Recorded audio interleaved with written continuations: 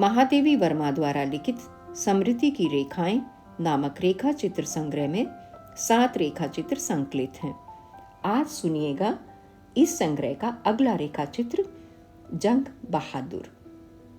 बादामी रंग के पुराने कागज के टुकड़े पर लिखी हुई रसीद उंगलियों में थामे हुए जब मैं कुलियों के चित्रगुप्त अर्थात ठेकेदार की ओर से मुंह फेर कर बाहर बुझने से पहले जल उठने वाले दीपक जैसी संध्या को देखने लगी, तब उन्हें अपनी अधीनस्थ आत्माओं का लेखा जोखा और महत्ता का वर्णन रोकना पड़ा। कई बार खांस खांस कर जब वृद्ध महोदय श्रोता की उदासीनता भंग न कर सके, तब कुछ आगे की ओर झुके हुए दाहिने कोने में मटपैला निब वाला कलम खोसकर और टेढ़ी मेढ़ी उंगलियों में बिना ढक्कन वाली और पानी मिली हुई फीकी स्याही से भरी दवात यत्न से दबाकर धीरे धीरे सीढ़ियों से नीचे उतर गए और उनके पीठ फेरते ही कितने ही कुली मेरे कमरे के सामने एकत्र होने लगे। यह डोटियाल संज्ञाधारी जीव भी विचित्र हैं। नेपाल, भूटान आदि से जो कुली इस ओर आते हैं, उनकी विशेषता का मापदंड बोझा उठाने की शक्ति मात्र है। उनमें प्राय छोटे से छोटा कुली भी 1.5-2 मन का बोझ उठाकर ऊंचे पहाड़ों की मीलों लंबी चढ़ाई पार कर जाता है। पर रूप में यह सब शिव के बराती हैं। केवल वे कुरूप हैं, दीन नहीं, और यह दीन अधिक हैं, कुरूप कम। कोई टाटका सिला विचित्र पजामा और फटे हुए काले खुदरे कंबल का गिलाफ जैसा कुर्ता गले में लटकाए भालू के समान घूम रहा है। कोई कोपिनधारी तार तार फटा सूती कोट पहने, कमर से बोझ बांधने की मोटी रस्सी लपेटे और रूखे बालों को खुजलाता हुआ सीही जैसा कांटेदार जंतु जान पड़ता है। किसी के कठिन एड़ी और ऐंठी फैली उंगलियों वाले पैर सड़क कूटने के दुर्मुठ से स्पर्धा करते हैं और किसी के स्वरचित मूंज की खुरदरी चट्टी में सिकुड़ बांधकर पंजे की भ्रांति उत्पन्न करते हैं।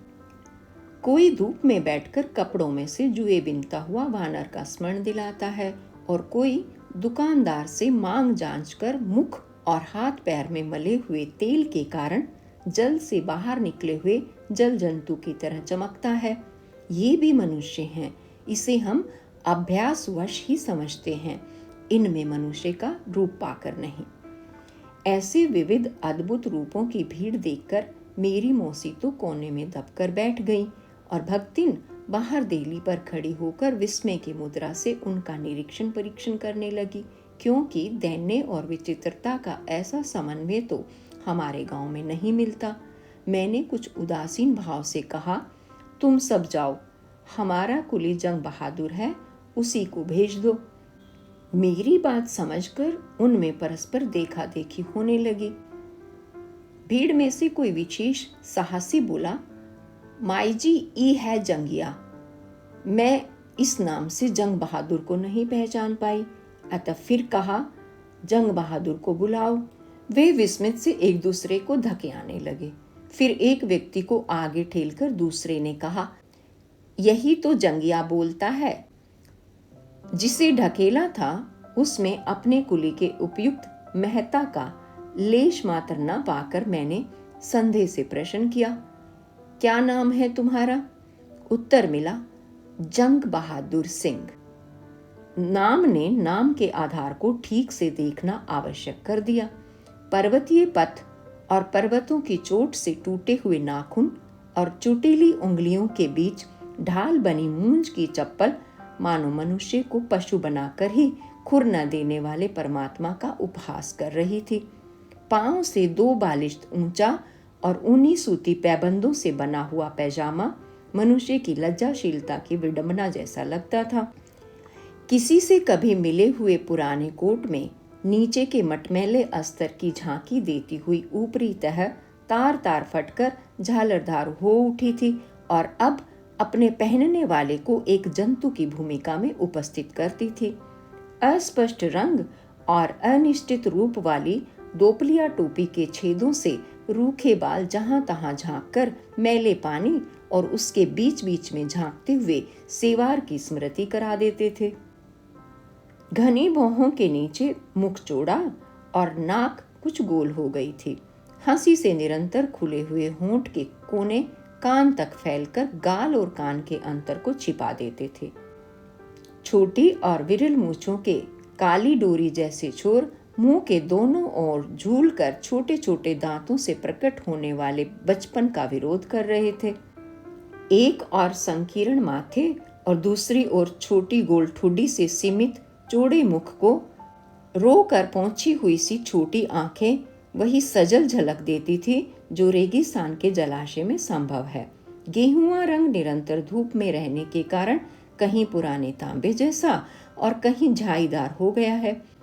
बोझ बांधने की गांठ गठीली पुरानी रस्सी का एक छोर गले की माला बनता हुआ कंधे से लटक रहा था, दूसरा कमरबंद बनकर कोट के झब्बरपन में कहीं छिपा कहीं प्रकट था। ऐसा ही था वह जंग बहादुर सिंह उर्फ जंगिया। उसे अपने भाई धन सिंह के साथ मेरा सामान लेकर केदारनाथ होते हुए बद्रीनाथपुरी तक जाना और श्रीनगर लौटना था। 1 रुपया प्रतिदिन के हिसाब से प्रत्येक की मजदूरी तय हुई थी, जिसमें से 1 आना रुपया कमीशन ठेकेदार को प्राप्य था। तुम्हारा भाई कहाँ है? पूछते ही धनिया ओ धनिया की पुकार मच गई, पर बार बार सबके ढकेले जाने पर भी जो भाई के पीछे ही अड़ा रहा उसे मैंने बिना किसी के बताए ही धन सिंह समझ लिया। जंग बहादुर का चेहरा भी अपने छोटेपन के प्रति इतना सतर्क था कि उसे देखकर किसी पौराणिक अनुज का स्मरण हो आता था। गोल मटोल कुछ पुष्ट शरीर वाले धनिया की आकृति भी उसके स्वभाव के अनुरूप थी। विरल भूरी भौहों की सरल रेखा और छोटी नाक की कुछ नुकीली नोक उसकी सरलता का भी परिचय देती थी और तेजस्विता का भी। होठों का दाहिना कोना कुछ ऊपर की ओर खींचा सा रहता था, जिससे उसके मुख पर मुस्कुराने का भाव स्थायी हो गया था। रंग की स्वच्छता और त्वचा के चिकनाहट से प्रकट होता था कि कुली जीवन की सारी कठोरता उसने अभी नहीं झेली है। टाट के पुराने पैजामे और जीन के फटे कोट ने उसे पराजित सिपाही की भूमिका दे डाली थी, जो उसके मुख के साथ विरोधाभास उत्पन्न करती थी। पहाड़ के ऊंचे नीचे रास्ते में मुझे अपना और अपने साथियों का जीवन इन्हें सौंपना होगा और मार्ग में जीवन की सब सुविधाओं के लिए यह मेरे संरक्षण में आ गए हैं। इस विचार ने उन दोनों कुलियों के प्रति मन में अयाचित ममता उत्पन्न कर दी। कहा, तुम दोनों सामान देख लो, अधिक लगे तो 1 कुली और ठीक कर लिया जाएगा। आगे आगे जंगिया और पीछे पीछे धनिया ने कमरे में पैर रखा और मौसी तथा भक्तिन को विस्मित करते हुए वे भारी बंडलों को अनायास उठा उठाकर बोझ का अनुमान लगाने लगे। मैं पैदल ही लंबी लंबी पर्वतीय यात्राएं कर चुकी हूँ, जिनमें सफलता का मूल मंत्र सामान कम रखना ही माना जाता है। अतः इस संबंध में मुझसे भूल होना संभव नहीं है। फिर मैं ये विश्वास नहीं करती कि जिन यात्राओं में खाद्य सामग्री मिल जाने की सुविधाएं हैं, वहां भी घी के पीपे और बिस्किट के 20 टिन ढोते फिरा जाए। हिम के सुंदर शिखरों की छाया में पालसन का बटर और हंटले पामर्स के बिस्किट खाना मेरी समझ में कम आता है, पर वहीं लकड़ी कंडे बटोरकर आलू भूनने और बाटी बनाने का सुख मैं विशेष रूप से जानती हूँ। मेरी मौसी अवश्य कुछ अधिक सामान ले जाने की इच्छा रखती थी, परंतु मेरी छोटी इच्छा को भी बहुत मूल्य देने का उनका स्वभाव है। उनके बेटे जिन तीर्थों में उन्हें नहीं ले जा सकते, वहीं मैं ले जा रही हूँ। अतः मैं सब बेटों से बड़ी हूँ और मेरी बुद्धि सब प्रकार विश्वसनीय है। इस संबंध में उन्हें कोई संदेह नहीं था। इस प्रकार सबके इने गिने कपड़े पर सारे बिस्तर, दवा का बक्स, कपड़े साफ करने के लिए साबुन आदि आवश्यक वस्तुएं ही साथ थी, जिन्हें जंग बहादुर ने पास कर दिया और दूसरे दिन सवेरे ही हमारी यात्रा आरंभ हुई।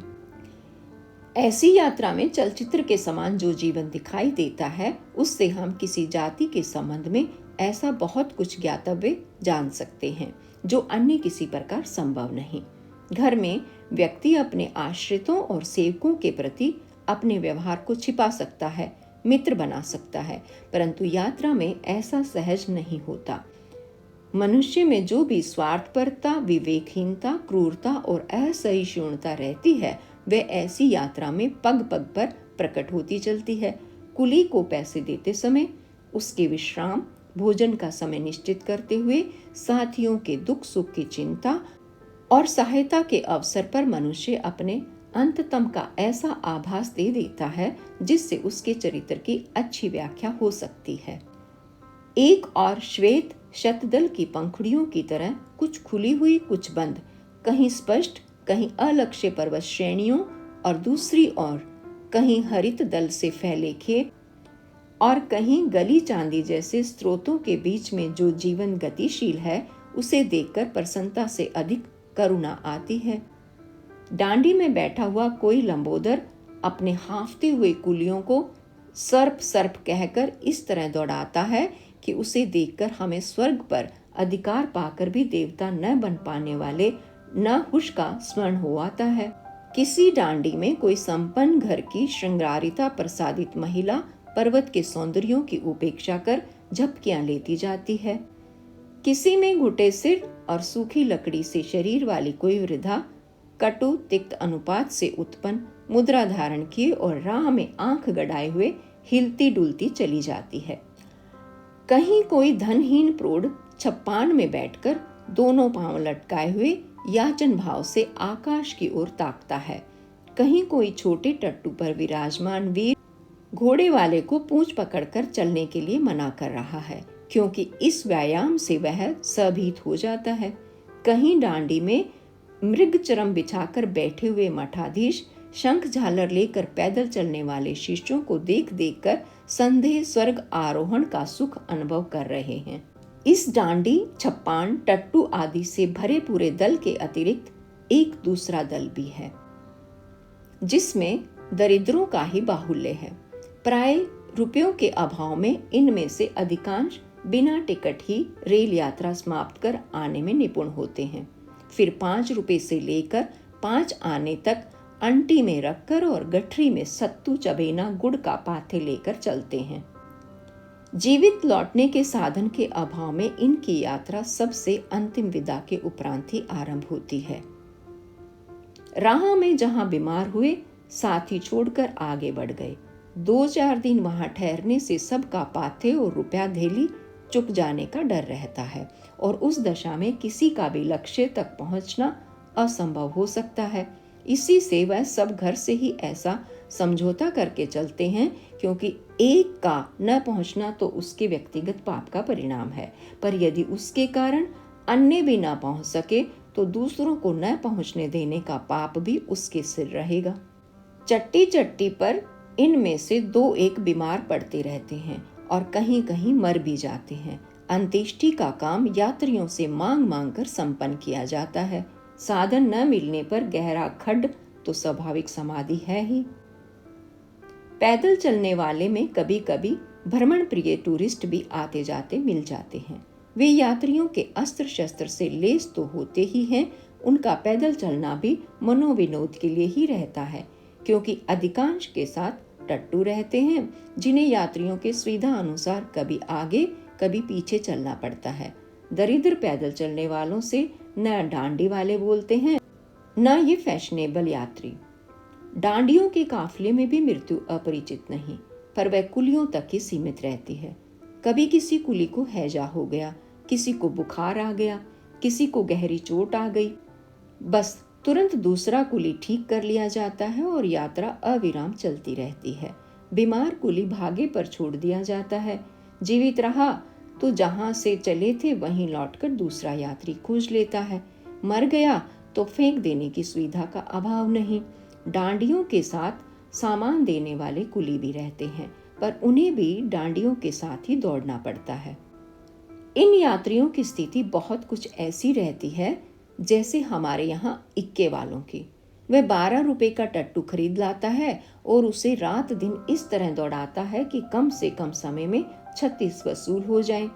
थके टूटे टट्टू के मर जाने पर वह 12 में नया खरीदने के उपरांत भी लाभ में ही रहता है। यात्री भी 1 रुपया प्रतिदिन देकर कुली को खरीदता है, इसलिए लाभ की दृष्टि से 3 दिन का रास्ता 1 दिन में तय करने की इच्छा स्वाभाविक है, अन्यथा वह घाटे में रहेगा। यात्री तो बैठा बैठा ऊँघता रहता है। पकवान, सूखे मेवे आदि उसके साथ होते हैं। अतः अधिक थकावट या अधिक भूख का प्रश्न ही नहीं उठता, पर वह कुलियों के विश्राम और भोजन के समय में से घटाता रहता है। सवेरे ही कह देता है कि 20 मील का रास्ता तय करना होगा, चाहे जिस तरह चलो, पर शाम तक इतना न चलने पर मजदूरी काट ली जाएगी। और वे बेचारे मनुष्य पशु हाँफ हाँफ कर मुंह से फिचकूर निकालते हुए दौड़ते हैं।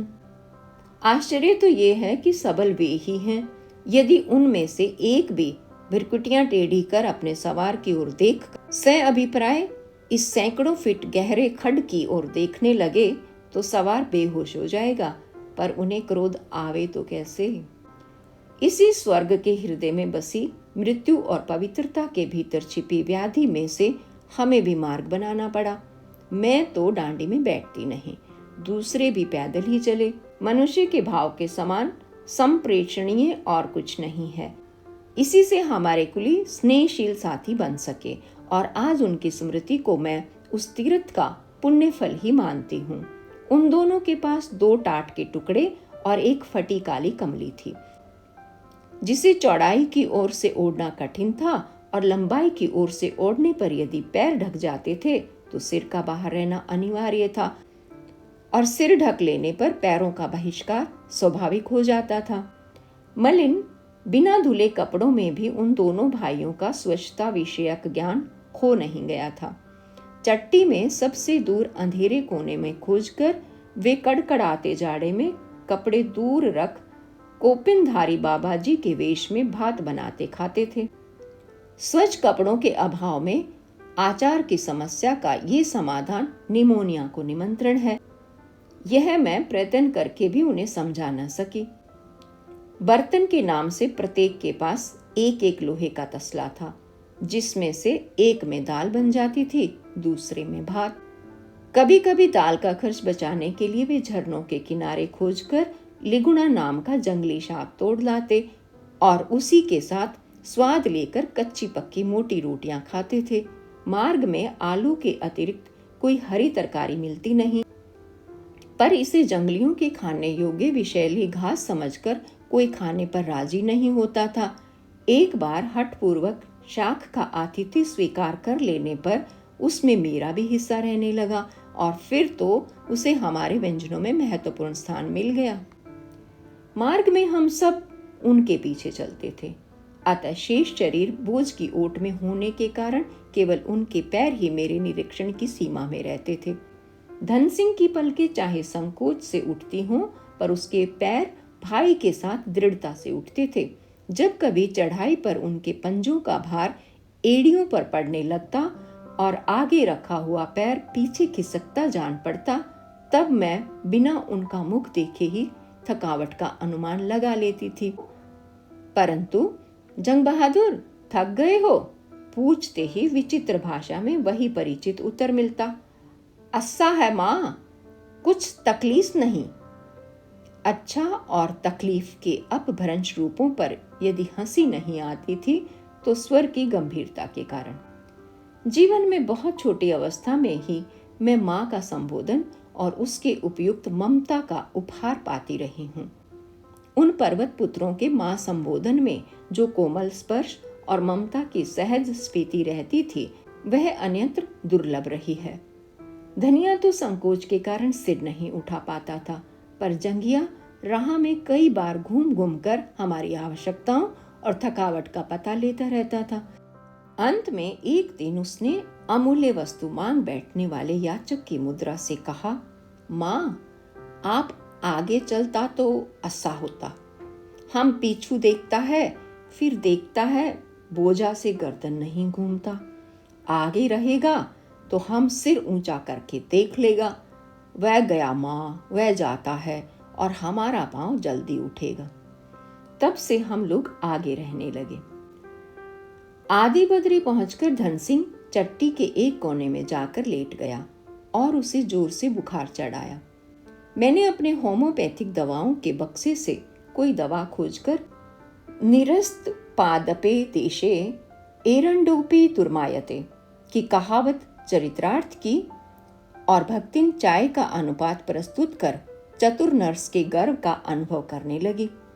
जंग बहादुर को बैठे देख जब मैंने उसे बीमार के पैर दबाने का आदेश दिया तब परिचित संकोच के साथ उत्तर मिला, मैं बड़ा है माँ, वह शर्म करता है, कैसा करेगा। इस शिष्टाचार की बात सुनकर मुझे विस्मय होना स्वाभाविक था। यहाँ तो एक सैभ्रंत परिवार की वृद्धा माता ने बताया था कि उसका लड़का जब तब उस पर हाथ चला बैठता है और मातृत्व की दुहाई देने पर उत्तर मिलता है, वह जमाना गया जब तुम सब पैर पूजाती थी, पैदा किया तो अपने शौक के लिए, इसी कारण हम तुम पर चंदन चावल चढ़ाते चढ़ाते जन्म बिता दें। जब जन्मदात्री के संबंध में मनुष्य इतना अशिष्ट हो उठता है तब सहोदरता विषयक शिष्टता की चर्चा करना व्यर्थ होगा। पर जंग बहादुर का अनुज इतना प्रगतिशील नहीं हो पाया, अतः बड़े भाई से पैर दबवाना उसे शिष्टाचार के विरुद्ध जान पड़े तो आश्चर्य नहीं।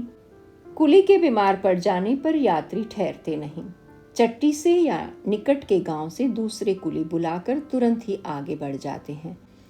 इस नियम के कारण उन दोनों भाइयों के सरल सहज स्नेह का जो परिचय अनायास मिल गया वह अन्य परिस्थितियों में सुलभ न हो पाया। जंग बहादुर जानता था कि छोटे भाई की जगह दूसरा कुली ले लेगा, पर वह उसे छोड़कर चला जावे तो उसकी माँ को क्या उत्तर देगा।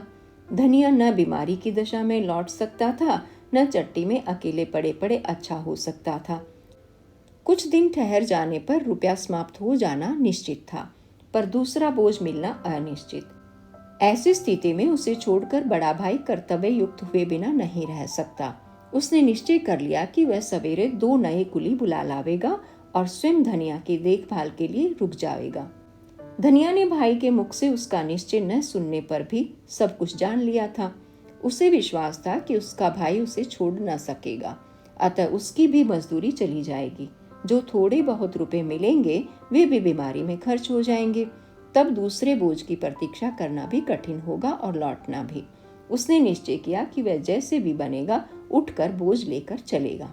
सवेरे झरने से हाथ मुंह धोकर लौटने पर मैंने चट्टी के नीचे वाले खंड में जंग बहादुर को 2 नए कुलियों के साथ प्रतीक्षा करते पाया और ऊपर धन सिंह को कपड़े की पट्टी से सिर कसकर बोझा संभालते देखा। क्या तुम अच्छे हो गए?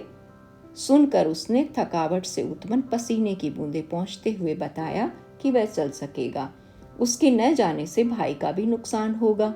उन दोनों चचेरे भाइयों के स्नेह भाव ने कुछ क्षण के लिए मुझे मूक कर दिया। मैं 2-3 दिन वहां ठहरकर उन्हीं के साथ यात्रा आरंभ करूंगी, ये सुनकर उनके मुखों पर विस्मय का भाव उदय हो आया। उसे देखकर गलानी भी हुई और खिन्नता भी। मनुष्य ने मनुष्य के प्रति अपने दुर्व्यवहार को इतना स्वाभाविक बना लिया है कि उसका अभाव विस्मय उत्पन्न करता है और उपस्थिति साधारण लगती है। धन सिंह तीसरे दिन अच्छा हो गया और चौथे दिन हम फिर चले। उन दोनों के पारस्परिक व्यवहार, सौहार्द आदि ने मेरे मन में उनके प्रति जो ममता में आदर का भाव उत्पन्न कर दिया था वह उत्तरोत्तर बढ़ता ही गया। मेरी कुछ किताबें, दवा का बक्सा, बर्तन आदि वस्तुएं भारी थी, अतः उनमें से प्रत्येक उन्हें अपने बोझ में बांधकर दूसरे का भार हल्का कर देना चाहता था। सवेरे एक दूसरे से पहले उठने का प्रयत्न करता था, जिससे सब भारी चीजें अपने बोझे में बांधने का अवसर पा सके। एक बताशा देने पर भी एक भाई दूसरे की खोज में दौड़ पड़ता था। कोई देखने योग्य वस्तु सामने आते ही एक दूसरे को पुकारने लगता था।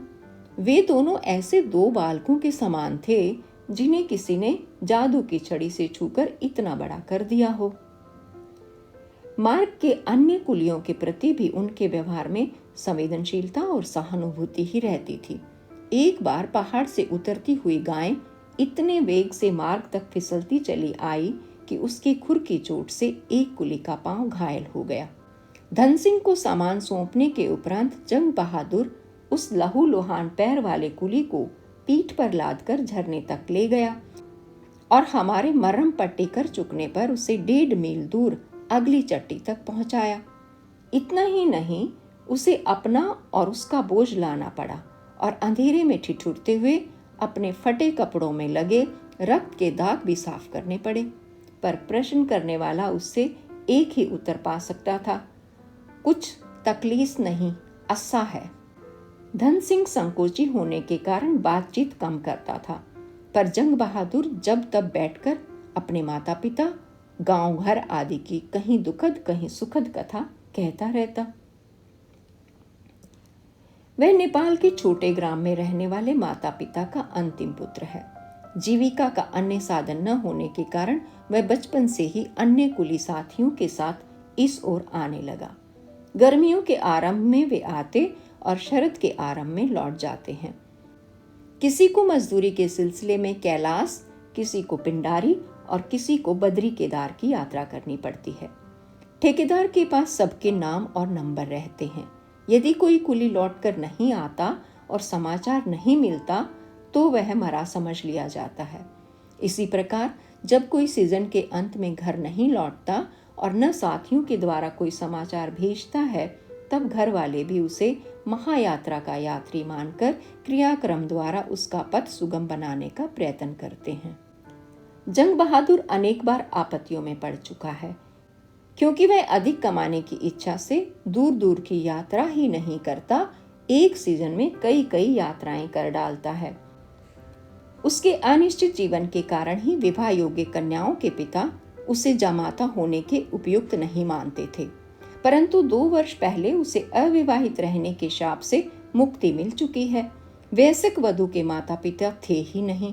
संबंधियों ने सोचा, चाहे वर किसी पर्वत शिखर पर हिम समाधि ले ले, चाहे धन कुबेर बनकर लौटे, कन्या रहेगी तो ससुराल ही में, अतः बेचारे अभिभावक तो कर्तव्य मुक्त हो सकेंगे। पिछले वर्ष जंग बहादुर मजदूरी के लिए आया ही नहीं था। इस वर्ष खेत में कुछ हुआ नहीं और पत्नी ने पुत्र रत्न उपहार दे डाला। अब तो कुछ ना कुछ कमाने का प्रश्न उग्र हो उठा। जब वह घर से चला तब उसका पुत्र 2 मास का हो चुका था, पर वह इतना दुर्बल और छोटा था कि पिता उसे गोद में लेने का साहस नहीं कर सका। अब वह खाने पीने से बची मजदूरी घर ले जाने के लिए जमा कर रहा है और कुछ इनाम में मिल जाता है उससे पुत्र के लिए एक टोपी और कुर्ता बनाने की इच्छा रखता है।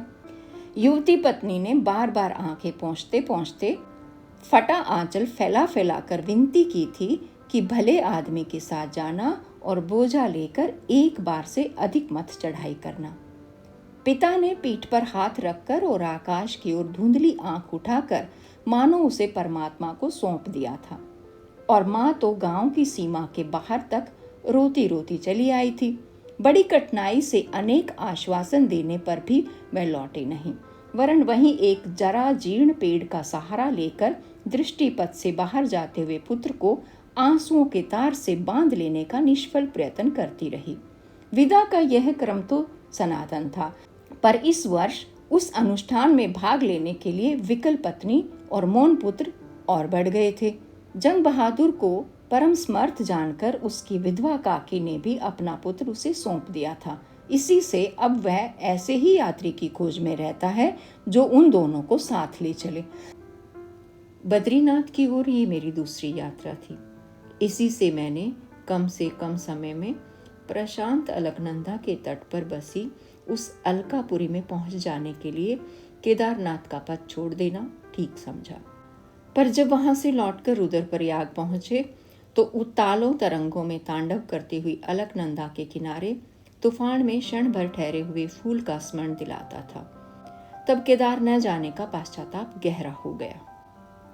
जिन्होंने 5 जल की धाराओं से घिरा और रंग बिरंगे फूलों से छिपे चरणों से लेकर शून्य नीलिमा में प्रकट मस्तक तक सफेद हिम में समाधिस्थ केदार का पर्वत देखा है, वे ही उसका आकर्षण जान सकते हैं।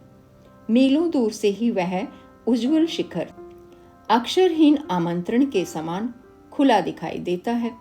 जैसे जैसे हम उसकी ओर बढ़ते हैं वह विस्तार बढ़ाता जाता है और उसकी रजत विद्युत रेखाओं के समान झिलमिलाती हुई रेखाएं स्पष्टतर होती जाती हैं।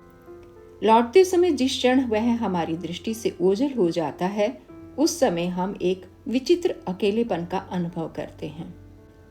रुद्रप्रयाग पहुंचकर कुछ साथी इतने थक गए थे कि इतनी लंबी चढ़ाई के लिए साहस न बांध सके। वास्तव में बद्रीनाथ के पर्वत शिखर से केदार का शिखर केवल 2.5 कोस के अंतर पर स्थित है, पर वहां तक पहुंचने में 9 दिन का समय लगता है। 9 दिन चले 2.5 कोस की कहावत के मूल मंत्र में संभवतः यही सत्य है।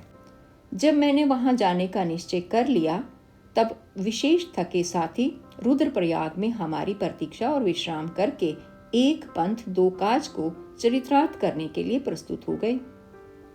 जाने वालों के सामान के लिए एक कुली पर्याप्त था, अतः दूसरे कुली की समस्या का समाधान आवश्यक हो उठा। मेरी व्यक्तिगत इच्छा थी कि दूसरा कुली भी यात्रियों के साथ विश्राम करे और 18 दिन के उपरांत हमारे लौटने पर साथ चले। पर जंग बहादुर माँ जी का 18 रुपया मुफ्त कैसे ले ले? उसने बहुत संकोच और वरदान याचक की मुद्रा से जो कहा, उसका आशय ये था कि वह माँ जी को जान गया है, अतः विश्वास पूर्वक धन सिंह को छोड़कर जा सकता है। यहाँ से श्रीनगर पहुंचकर वह नए यात्री की खोज भी करेगा और दूसरे भाई की प्रतीक्षा भी। सबके लौट आने पर वह धनिया के साथ यात्रा करेगा। जंग बहादुर के स्वार्थ त्याग पर कोई काव्य चाहे ना लिखा जाए, पर मेरे हृदय में उसकी स्मृति एक कोमल मधुर कविता है। जब मैंने जंग बहादुर को अपने साथ चलने का आदेश दिया और धन सिंह को रुद्रप्रयाग में विश्राम का, तब उसकी आंखें अधिक सहजल हो आई या कंठ अधिक गदगद हो उठा, ये बताना कठिन है। उसने बहुत साहस से लौट जाने का प्रस्ताव किया था, पर हम सब का बिछो सहना उसके लिए कठिन था।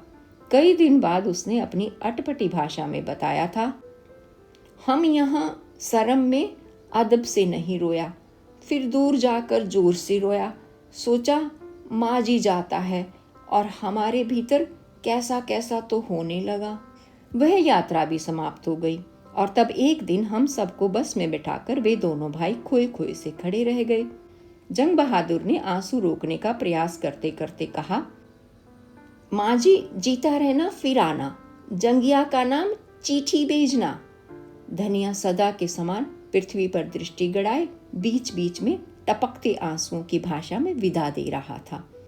आज वे दोनों पर्वत पुत्र कहाँ होंगे सो तो मैं बता नहीं सकती, पर उनकी माँ जी होकर मुझे जो सम्मान मिला वह भी बताना सहज नहीं।